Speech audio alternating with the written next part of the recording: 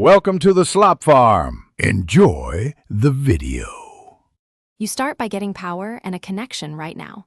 Plug a USB-C cable into the controller or power it and pair via Bluetooth to your device. Make sure battery shows over 50%. Once connected, you will see the controller listed in Devices or Accessories. You do this first because firmware updates require a stable power and link. Avoid wireless dropout. If Windows or Xbox prompts for permission, accept it. Otherwise, open the Xbox Accessories app to proceed immediately.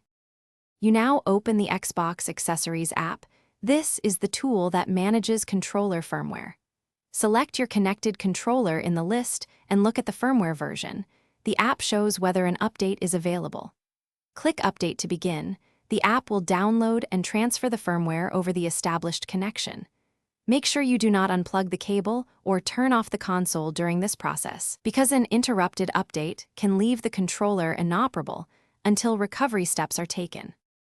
Once the update finishes, the app confirms success and may restart the controller automatically. Test triggers, bumpers, sticks, and the guide button to verify normal response. If something went wrong, try the same update again using a different USB cable, a different USB port, or a different PC/Xbox. Cables are often the culprit. If the controller remains unresponsive, close and reopen the Accessories app, restart your console or PC, and then retry. If necessary, run the Xbox troubleshooting tool for recovery steps. Thanks for watching. Consider subscribing if we helped you today.